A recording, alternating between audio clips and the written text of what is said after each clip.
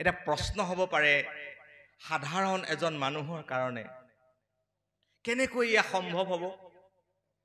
আমি কেনেকৈ এই ঢাপলে উত্তৰণ ঘটিম? মহাপুৰুষ গুৰু শ্ৰীমন্ত শংকৰদেৱে কৈছে, একো কৰিব নালাগে, এটা কাম কৰিলে হ'ল। বোলে কি কাম? নিৰন্তৰে বোলা ৰাম ৰাম, নিৰন্তৰ ৰাম বোলা, নিৰন্তৰ কৃষ্ণ বোলা, নিৰন্তৰ হৰি বোলা, নিৰন্তৰ গোপাল বোলা, নিৰন্তৰ গোবিন্দ বোলা। এই কৃষ্ণ নামৰ সাধনাই তোমাক এই স্তৰলৈকে লৈ যাব। নাম পৃথিৱীৰ একমাত্ৰ বস্তু, যাক সাধনা কৰিবলৈ নেতৃত্ব নালাগে, লিডাৰশ্বিপ নালাগে। সভাপতি পাতি ল'ব লাগে নেকি নাম ল'বলৈ? নালাগে। নাম সংসাৰৰ একমাত্ৰ বস্তু, ল'বলৈ কোনো পাণ্ডিত্য নালাগে। লাগে নেকি? বোলে বিশাল ডিগ্ৰী কেইটামান লৈ আহিব লাগে নাম ল'বলৈ? নালাগে। নাম পৃথিৱীৰ একমাত্ৰ বস্তু, যাক ল'বৰ কাৰণে কৰ্তৃত্ব নালাগে, আপুনি অথৰিটি লাভ কৰিব দৰকাৰ নাই। নাম সকলোৱে ল'ব পাৰে। যাক যি নাম ল'বলৈ নেতৃত্ব নালাগে, কৰ্তৃত্ব নালাগে, পাণ্ডিত্য নালাগে, সেই নাম সাধনাই গুৰু শংকৰে কৈছে যে অধ্যাত্মৰ ফালে যোৱা, মানে হৰি ভক্তি ৰসময়ী যাত্ৰাটোলৈ যোৱাৰ আটাইতকৈ সহজ, সুগম, গণতান্ত্ৰিক আৰু উজু উপায়টো ঈশ্বৰৰ নাম। গতিকে এটা কথা একদম সাধাৰণভাৱে আমি ঠিক কৰি ল'ব লাগে, শংকৰদেৱৰ আধ্যাত্মিক সাধনাৰ মুখ্য বস্তুটোৱে হ'ল হৰি ভক্তি কৰা, কৃষ্ণ ভক্তি কৰা, ৰাম ভক্তি কৰা। এইটোৱে হ'ল অধ্যাত্মবাদৰ, গুৰুজনাই প্ৰকাশ কৰিব খোজা অধ্যাত্মবাদৰ এইটো হ'ল মূল ভেটি। মহাপুৰুষ শ্ৰীমন্ত শংকৰদেৱৰ যিটো আধ্যাত্মিক চিন্তা, সেই আধ্যাত্মিক চিন্তাই ব্যক্তি এজনক তিনিটা বিশেষ উপকাৰ সাধন কৰে। আজিকালি বেনিফিটটো নকলে মানুহে বিশ্বাস নকৰে নহয়। ল'ম কি লাভ হ'ব নহয়? স্কিম এটা ক'লে তাৰ বেনিফিটটো দিব লাগিব, নহ'লে নল'ব নহয়। না বুঢ়া বাবু, ক'ত ল'ব? বেনিফিট লাগিব। অধ্যাত্ম কৰি আছো, অধ্যাত্মবাদৰ লাভ কি? অধ্যাত্মবাদৰ পৰা তিনিটা লাভ হ'ব। কোনোবাই গুৰুজনাৰ হৰি ভক্তি মাৰ্গ আচৰণ কৰক, এই তিনিটা লাভ তেওঁলোকে লৈ লওক। বোলে কি? প্ৰথম লাভটো হ'ব মন নিৰ্মল, মনটো পবিত্ৰ হ'ব, মনটো নিকা হ'ব। লেতেৰা মনটো কোনে লেতেৰা কৰে? বিষয়ৰ ধান্দাই। বিষয়ৰ ধান্দাই লেতেৰা কৰা মনটো কৃষ্ণ নামৰ কোমল স্পৰ্শত আপোনাৰ নিকা হ'ব, পবিত্ৰ হ'ব, মনলৈ নিৰ্মলতা আহিব। এইটো প্ৰথম লাভ। আৰু আমাৰ কৃষ্ণ ভক্তসকলৰ মনবোৰ খুব নিৰ্মল, কৃষ্ণ ভক্তসকলৰ মনটো খুব ধুনীয়া, হয় নহয়? এইটো প্ৰথম লাভ। দ্বিতীয় লাভটো কি? চিত্তলে স্থিৰতা আহিব। যিটো ব্যাসৰ হৈছিল, হয়নে? বিপুল শাস্ত্ৰ প্ৰণয়ন কৰাৰ পিছত ব্যাস অস্থিৰ, হয়নে? উগুল থুগুল মন, ক'তো মন নবহে। অথচ জগতৰ লোকক ৰাস্তা দেখুৱালে কত শাস্ত্ৰ ৰচনা কৰি। কেতিয়ালৈকে ব্যাসৰ চিত্ত স্থিৰ?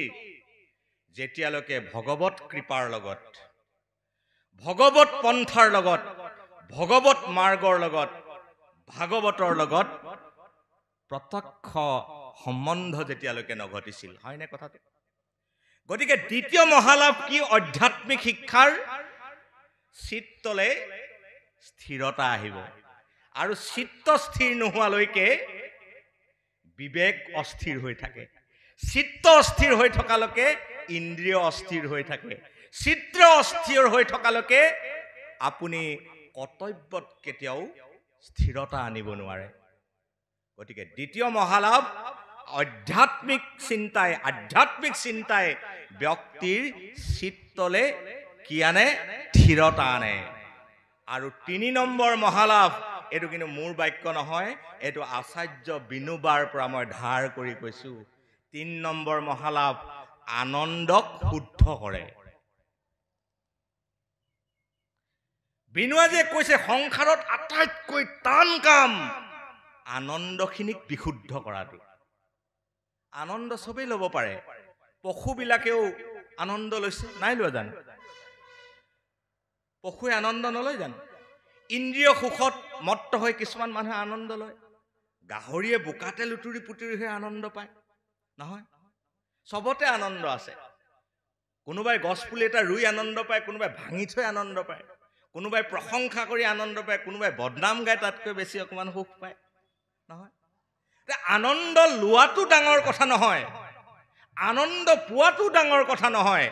বিনুবাই কৈছে যে আনন্দক শুদ্ধ কৰাটো, আনন্দক বিশুদ্ধ কৰাটো, আনন্দক পবিত্ৰ কৰাটো আমাৰ কিন্তু আটাইতকৈ টান কাম। যিটো জীৱই সংসাৰত আনন্দ শুদ্ধ কৰি আনন্দ গ্ৰহণ কৰিব পাৰে তেওঁক আৰু বেলেগে মোক্ষ নালাগে। আমি আচলতে আনন্দৰ পৰা আহিছো। আমাৰ অহাৰ ঠাইডোখৰ নাম আনন্দ। আমি যিটো কাৰণে আছো কাৰণটোৰ নাম আনন্দ, আৰু আমাৰ লক্ষ্যস্থান যিটো সেই ঠাইডোখৰো হ'ল আনন্দ, হয়নে নহয়?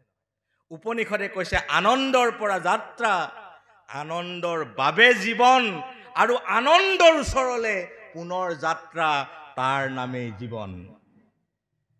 আকৌ কৈছো আনন্দৰ পৰা যাত্ৰা, আনন্দৰ বাবে জীৱন, আৰু আনন্দৰ ওচৰলৈ অভিযাত্ৰা, তাৰ নামেই জীৱন। গতিকে আনন্দ শুদ্ধ হ'ব। গতিকে মন নিৰ্মল কৰিবৰ কাৰণে, চিত্ত স্থিৰ কৰিবৰ কাৰণে, আৰু আনন্দক যদি কোনোবাই শুদ্ধ ৰূপত গ্ৰহণ কৰিব খোজে তেতিয়াহ'লে সেই বাটলে আপোনাক যিটো শক্তিয়ে আগবঢ়াই নিব তাৰ নামে হ'ল অধ্যাত্ম, বা তাৰ নামে হ'ল অধ্যাত্মবাদ বা আধ্যাত্মিকতা। মহাপুৰুষ শ্ৰীমন্ত শংকৰদেৱ গুৰুজনাই নাম ধৰ্মৰ মাজেৰে এই তত্ত্বসমূহ অকণমান অকণমানকৈ শিকাই গৈছে। মানুহক অধ্যাত্ম সাধনাৰ বেলেগ পাঠ্যক্ৰম দিয়া নাই, নাম ধৰ্মৰ মাজেৰে মহাপুৰুষে শিকাই দিলে। শিকোৱা নাই জানো? আমাক মহাপুৰুষে, আপোনালোকে মন কৰিব, মই ধৰি লৈছো ইয়াত বেছি সংখ্যক লোকে আমাৰ মহাপুৰুষীয়া পদ্ধতিৰে শৰণ গ্ৰহণ কৰা লোক। আমাৰ শৰণত তিনিটা বস্তুক আমি শৰণ দিওঁ। কিহক দিওঁ? কায়, নহয়, বাক্য আৰু মন। মনক আমি শৰণ দিওঁ, কায়টোক শৰণ দিওঁ, আৰু বাক্যক শৰণ দিওঁ। কিয় দিওঁ? এই তিনিটা বস্তু নিয়ন্ত্ৰণৰ বাহিৰলৈ গ'লে আপুনি ধৰ্মপথত থাকিব নোৱাৰে। ধৰ্ম ৰক্ষা কৰিব লাগিব কায়টোৰে, ধৰ্ম ৰক্ষা কৰিব লাগিব বাণী বা বাক্যৰে, ধৰ্ম ৰক্ষা কৰিব লাগিব আপুনি মনেৰে সৈতে। মনেৰে ধৰ্মত নাই, দেহাৰে ধৰ্মত নাই, বাক্যৰে ধৰ্মত নাই। কাগজ এখনত নামটো থাকিলে ধৰ্মত থাকিব নেকি মানুহ? নহয়। ধৰ্মত থাকিবলৈ হ'লে বাক্যৰে ধৰ্মত থাকিব লাগিব, মনেৰে ধৰ্মত থাকিব লাগিব, আৰু আপুনি ধৰ্মত থাকিব লাগিব দেহটোৰে সৈতে। তাৰ মানে দেহৰ সুচিতা, মনৰ সুচিতা, বাক্যৰ সুচিতা, মনৰ পবিত্ৰতা, দেহৰ পবিত্ৰতা আৰু বাণীৰ পবিত্ৰতা। এই ধৰণেৰে মানুহৰ উত্তৰণৰ যাত্ৰাটোক নাম ধৰ্মৰ মাজেদি মহাপুৰুষ শ্ৰীমন্ত শংকৰদেৱে লৈ গৈছে। সেইকাৰণে মহাপুৰুষ গুৰুজনাই ধৰ্মৰ লগত বিজ্ঞান আৰু সংস্কৃতিক একাকাৰ কৰি দিছে। গুৰুজনাৰ ধৰ্ম ল'লে একে সময়তে আপুনি বিজ্ঞানকো লগত লোৱা হৈ যায়। গুৰুজনাৰ ধৰ্ম ল'লে একেলগতে আপুনি এটা সংস্কৃতিক লগত লোৱা হৈ যায়। গুৰুজনাৰ ধৰ্মত, আদৰ্শত সেয়া নিৰ্দিষ্ট ৰূপত সমাৱেশিত হৈ আছে। আপুনি সকলো বস্তু পাব গুৰুজনাৰ ধৰ্মত।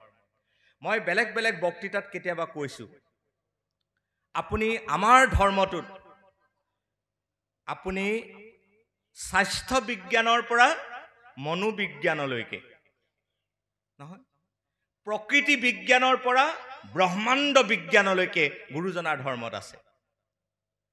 কালি আমাৰ সাহিত্য শাখা সমিতিৰ এখন সভা হৈছিল অনলাইন মাধ্যমত। আমি এইবাৰ এখন কিতাপ কৰিবৰ কাৰণে পৰিকল্পনা কৰিছোঁ। আমাৰ থুলন চন্দ্ৰ বৰাবাবু উপস্থিত আছিল। কিতাপখন কি? শংকৰদেৱৰ ৰচনাত প্ৰকৃতি আৰু পাৰিপাৰ্শ্বিক বিজ্ঞান, নহয়, আজি গোটেই পৃথিৱীত কোৱা হৈছে যে প্ৰকৃতিক আমি ৰক্ষা কৰিব লাগিব, প্ৰকৃতিৰ প্ৰতি মানুহৰ ভাল পোৱা লাগিব, প্ৰকৃতিৰ চেতনা লাগিব, প্ৰকৃতিৰ সংৰক্ষণ লাগিব। গোটেই বিশ্বত কোৱা হৈছে যে এনভাইৰনমেণ্ট, পৰিৱেশ আমি ৰক্ষা কৰিব লাগিব, জৈৱ বৈচিত্ৰ্য আমি ৰক্ষা কৰিব লাগিব।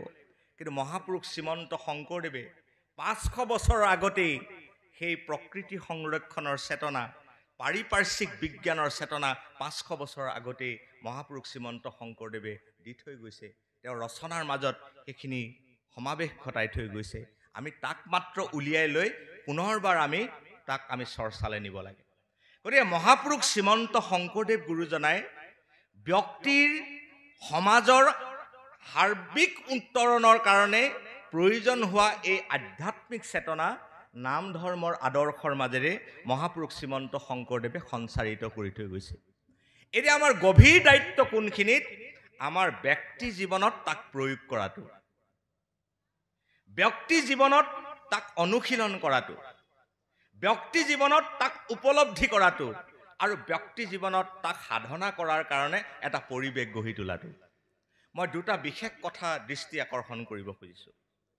মহাপুৰুষ শ্ৰীমন্ত শংকৰদেৱৰ ধৰ্মটোৱে, আপোনালোকে জানে তথাপিও মই কথাটো উনুকিয়াইছোঁ, এই যে আমি যিটো ধৰ্ম শব্দটো কওঁ, ধৰ্ম শব্দটোৰ লগত 3টা শব্দৰ প্ৰত্যক্ষ সম্পৰ্ক আছে। এটা হ'ল সংস্কাৰ, এটা হ'ল আচৰণ আৰু এটা হ'ল তত্ত্ব। মই আকৌ কৈছোঁ, এটা হ'ল সংস্কাৰ, এটা আচৰণ, এটা হ'ল তত্ত্ব। তাৰ মানে এজন ব্যক্তি ধৰ্মত থাকিবৰ কাৰণে তেওঁ 3টা কাম কৰিব লাগে। তাৰমানে প্ৰথম কামটো কি? ধৰ্মটোৰ যিখিনি সংস্কাৰ, সেই সংস্কাৰখিনি তেওঁ পালন কৰিব লাগে, এক। দ্বিতীয়তে ধৰ্মটোৱে যিখিনি আচৰণ, আচৰণ মানে কি? আমি ইংৰাজীত ক'লে ভালকৈ বুজি পাওঁ, বিহেভিয়াৰ। কিহৰ আচৰণ? মনৰ যিখিনি আচৰণ, ইন্দ্ৰিয়ৰ আচৰণ, দেহৰ আচৰণ, সেই আচৰণখিনি আমি পালন কৰিব লাগে, সেইটো দ্বিতীয়টো। আৰু তৃতীয়টো হ'ল তত্ত্ব। তত্ত্ব মানে মূল বস্তুটো আমি চিনি ল'ব লাগে বা ধৰি ল'ব লাগে। এইটো হ'ল ধৰ্মৰ মূল কথা। মহাপুৰুষ শ্ৰীমন্ত শংকৰদেৱে যি নাম ধৰ্ম বা একশৰণ হৰিনাম ধৰ্ম মহাপুৰুষে যি প্ৰতিষ্ঠা কৰিলে, গুৰুজনে যিটো ধৰ্ম দিলে, এই ধৰ্মটোত আমাৰ এই 3টা বস্তু আছে। এটা হ'ল সংস্কাৰ। কিহৰ সংস্কাৰ? বাহিৰ আৰু ভিতৰৰ সংস্কাৰ। দ্বিতীয়টো কি? আচৰণ। এই ধৰ্মটো আমি কেনেকৈ আচৰণ কৰিম? এই ধৰ্ম আচৰণৰ কিছুমান মূল নীতি মহাপুৰুষে ঠিক কৰি দিলে। আমাৰ খাদ্যাভাস কি হ'ব? নহয়, মহাপুৰুষীয়া ধৰ্মই নিৰ্ণয় কৰি দিছে। উপাস্য তত্ত্ব কোন হ'ব? উপাসনা পদ্ধতি কি হ'ব? উপাসনা পদ্ধতিৰ প্ৰক্ৰিয়া কি হ'ব? মহাপুৰুষে ঠিক কৰি দিছে, আচৰণ। আৰু 3 নম্বৰটো হ'ল তত্ত্ব। তত্ত্ব কি? শৰণ। গতিকে এইকেইটা প্ৰক্ৰিয়াৰ মাজেৰে মহাপুৰুষ শ্ৰীমন্ত শংকৰদেৱে ধৰ্মীয় দৰ্শনটোক আগবঢ়াই নিলে মহাপুৰুষে। আৰু গুৰুজনাই আমাক যি নাম ধৰ্ম দিলে, সেই নাম ধৰ্মৰ আচৰণৰ মাজত আমি এইকেইটা প্ৰত্যক্ষভাৱে আমি লাভ কৰোঁ। এতিয়া আমাৰ দায়িত্বটো কি? যে এইকেইটা আমি বাস্তৱ জীৱনত আমি অনুশীলন কৰিব লাগিব। গুৰুজনে দিয়া আধ্যাত্মিক চেতনাৰ মই আৰু এটা কথা উনুকিয়াব খুজিছোঁ। আমাৰ আধ্যাত্মিক সাধনাৰ 2টা বাধা আছে। ভাৰতীয় উপনিষদবিলাকত কোৱা হৈছে যে 2টা বস্তুৰ পৰা অহা বাধাই অধ্যাত্মৰ বাটত ব্যক্তি এজনক আগুৱাই যোৱাত অসুবিধাৰ সৃষ্টি কৰে। প্ৰথমটো হ'ল সংশয়। মানুহে সন্দেহমুক্ত হ'ব নোৱাৰে। আৰু দ্বিতীয়টো হ'ল অবিদ্যা। অবিদ্যাৰ কাৰণে আৰু সংশয়ৰ কাৰণে, অবিদ্যাৰ পৰাই সংশয় আহে, অবিদ্যা আৰু সংশয়ৰ কাৰণে মানুহে অধ্যাত্মৰ ওচৰলৈ যাব নোৱাৰে। এতিয়া এই অবিদ্যা আৰু এই সংশয় দূৰ কৰিবৰ কাৰণে আমাক মহাপুৰুষ গুৰুজনে এটা বৰ সুন্দৰ ব্যৱস্থা আমাক দিলে। আপোনালোকে আজি ইয়াতে অকণমানকৈ পুথিভঁৰাল এটি কৰিছে। গুৰুজনে সেইকাৰণে সৎ সংগ আৰু শাস্ত্ৰ জ্ঞান, দুটা বস্তু দিলে। আপুনি অকলে অধ্যাত্মৰ বাদত যাব নোৱাৰে যে মোৰ বোলে সৎসংগও নালাগে, শাস্ত্ৰও নালাগে, ঘৰৰ ভিতৰতে সোমাই অকলে বোলে মই পদ্মাসনত বহি মই ইপাৰলৈ যাম। এইটো ব্যৱস্থা নাই। গুৰুজনাৰ অধ্যাত্মবাদৰ সাধন মাৰ্গত এই দুটা বস্তু আছে। এটা হ'ল সৎসংগ, আনটো শাস্ত্ৰ জ্ঞান বা শাস্ত্ৰ চৰ্চা। শাস্ত্ৰ চৰ্চা আৰু সৎসংগই এই উপনিষদে যি দুটা বাধাৰ কথা ঘোষণা কৰিছিল, অবিদ্যা আৰু সংশয়, সেই দুটাৰ পৰা আপুনি মুক্তি লাভ কৰিব। গতিকে গুৰুজনাৰ এটা ডাঙৰ আধ্যাত্মিক অৱদান, আমাক এটা সৎসংগ আমাক দান কৰিলে। দ্বিতীয়টো ডাঙৰ অৱদান, আমি যাতে কেতিয়াও সন্দেহত পতিত হ'ব নালাগে, সংশয়ত পতিত হ'ব নালাগে, কাৰোবাৰ দ্বাৰা যাতে আমি বিভ্ৰান্ত হ'ব নালাগে, প্ৰকৃত বস্তুটো বিচাৰি উলিওৱাত আমি যাতে দুদুল্যমান অৱস্থাত যাব নালাগে, তাৰ কাৰণে গুৰুজনে বিপুল শাস্ত্ৰ মন্থন কৰি আমাৰ সন্মুখত প্ৰদান কৰিলে। গতিকে গুৰুজনাৰ আধ্যাত্মিক অৱদানৰ ভিতৰত সৎসংগ চৰ্চা আৰু শাস্ত্ৰ চৰ্চা, এইটো কিন্তু অত্যন্ত উল্লেখযোগ্য দিশ। গতিকে হৰি ভক্তি কৰাৰ লগে লগে সৎসংগ চৰ্চা আৰু শাস্ত্ৰ চৰ্চা, এই দুটি অৱদানকো আমি কাষত লৈ আমি আগবাঢ়ি যাব লাগিব। তৃতীয়, মই এটা কথা কৈ মোৰ কথাখিনি সামৰণি মাৰিম। তৃতীয় কথাটো হ'ল যে আধ্যাত্মিক চিন্তাধাৰাক আমি ক'ত, কেনেকৈ, কাৰ বাবে আৰু কেতিয়া আমি সংৰক্ষণ কৰিম? ক'ত থাকিব অধ্যাত্ম? কোনে কৈছিল মই পাহৰিলোঁ, কিন্তু কথাটো মোৰ মনত আছে যে ধৰ্ম কাপোৰত আৰু শাস্ত্ৰত নাথাকে। মোৰ মনত পৰিছে বিবেকানন্দ। ধৰ্ম শাস্ত্ৰত আৰু কাপোৰত নাথাকে। ধৰ্ম থাকে ধৰ্মৰ অনুগামীসকলৰ আচৰণ বিধিত। এই কথাখিনিয়ে মই মোৰ বক্তৃতাটো শেষ কৰিম। মহাপুৰুষীয়া ধৰ্ম কীৰ্তনত আছে, কিন্তু কীৰ্তনত থাকিব নেকি মহাপুৰুষীয়া ধৰ্ম? মহাপুৰুষীয়া ধৰ্মটো ক'ত সুৰক্ষিত হ'ব? কীৰ্তনৰ ধৰ্মটোক অনুসৰণ কৰা অনুগামীসকলৰ আচৰণত। ধৰ্ম যেতিয়া আচৰণৰ পৰা বিচ্যুত হয়, তেতিয়া কোনো শক্তিয়ে ধৰ্মক ৰক্ষা কৰিব নোৱাৰে। সেইকাৰণে মহাপুৰুষ শ্ৰীমন্ত শংকৰদেৱ গুৰুজনে নাম ধৰ্মৰ এটা আচৰণ কলা, যিটোক বিহেভিয়াৰ চায়েন্স বা বিহেভিয়াৰ আৰ্ট বুলি ক'ব পাৰি, ৰাতিপুৱা শুই উঠাৰ পৰা ৰাতি বিচনালৈ যোৱালৈকে এটা আচৰণ কলা মহাপুৰুষ গুৰুজনে ধৰ্মৰ মাজেৰে আমাক বিকাশ কৰি দিছে।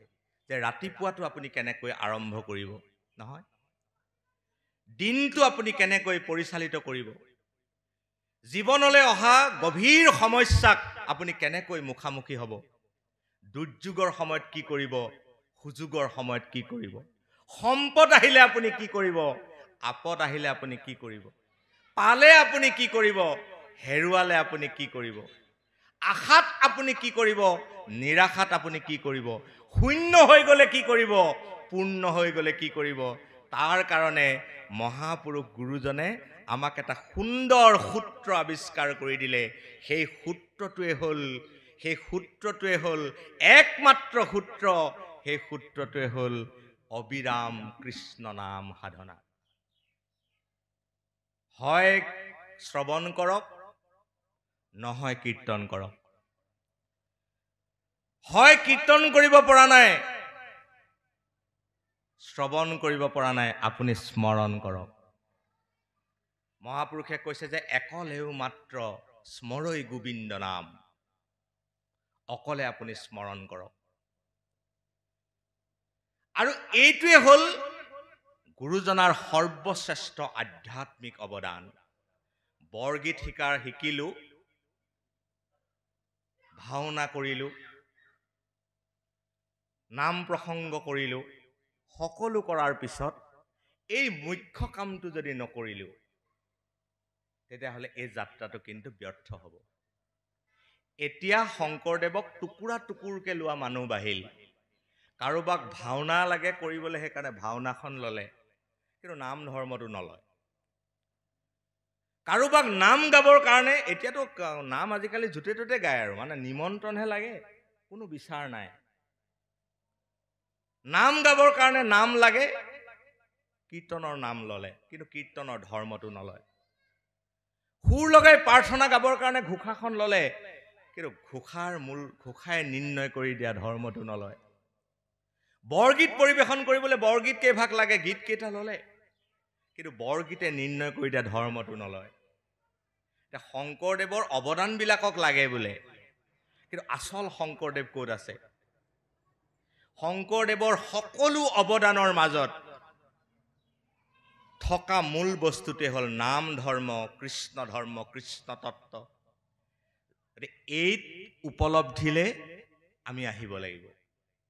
গতিকে বাপ বান্ধৱ আইসকল, আমি নিৰন্তৰ হৰি বুলিবলৈ, কৃষ্ণ বুলিবলৈ, ৰাম বুলিবলৈ আমি যত্ন কৰিব লাগে। অলপ নাম লোৱাটো বঢ়াই দিব লাগে বাপসকল। মই এই কথাটোৰে মোৰ বক্তৃতাটো সামৰিব খুজিছোঁ। নাম লোৱাটো বঢ়াই দিব লাগে। নিৰন্তৰ নাম লওক, অবিৰাম নাম লওক। কিবা পালে বেছি নাম লওক, হেৰুৱালে আৰু নাম লওক, হেৰুৱালে কমাই দিব নেকি? সম্পদ আহিছে জীৱনলৈ, নাম লওক। বিপদ আহিছে, নাম লওক। নহয়, নাম লোৱাটো বঢ়াই দিব লাগে। মই যিটো বাক্যৰে বক্তৃতাটো সামৰিব খুজিছোঁ, গুৰুজনাৰ আধ্যাত্মিক অৱদান কেৱল কৃষ্ণ নাম। গুৰুজনাৰ আধ্যাত্মিক অৱদান কেৱল কৃষ্ণত শৰণ। গুৰুজনাৰ আধ্যাত্মিক অৱদান কেৱল কৃষ্ণক উপাসনা, কৃষ্ণত ভজন। গুৰুজনাৰ আধ্যাত্মিক অৱদান অবিৰাম কেৱল কৃষ্ণ নাম, কৃষ্ণ নাম, কৃষ্ণ নাম। ইয়াৰ বাহিৰে গুৰুজনাৰ বেলেগ কোনো আধ্যাত্মিক ব্যাখ্যা নাই। বাকী সকলো ব্যাখ্যা এই তত্ত্বতে একত্ৰিত হৈছে, সমাবেত হৈছে, সংগৃহীত হৈছে, সংকলিত হৈছে, সংশ্লেষিত হৈছে।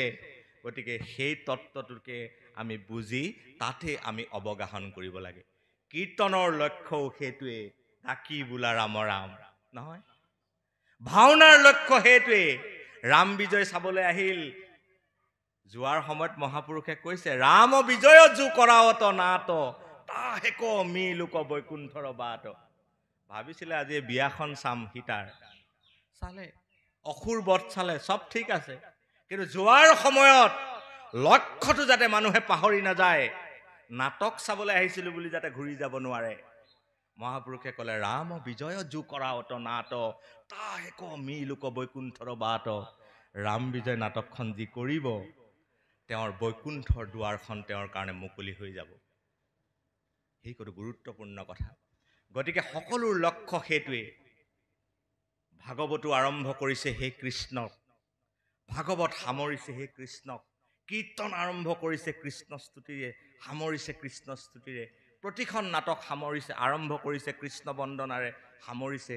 গতিকে মহাপুৰুষৰ সকলো সৃষ্টিৰ, সকলো চিন্তাৰ, সকলো কামৰ, সকলো আদৰ্শৰ, সকলো বিচাৰৰ মূলটোৱে হ'ল কেৱল কৃষ্ণত শৰণ, কেৱল কৃষ্ণ গুণনাম শ্ৰৱণ কীৰ্তন, কেৱল কৃষ্ণত অচল অটল অবিচল ভক্তি।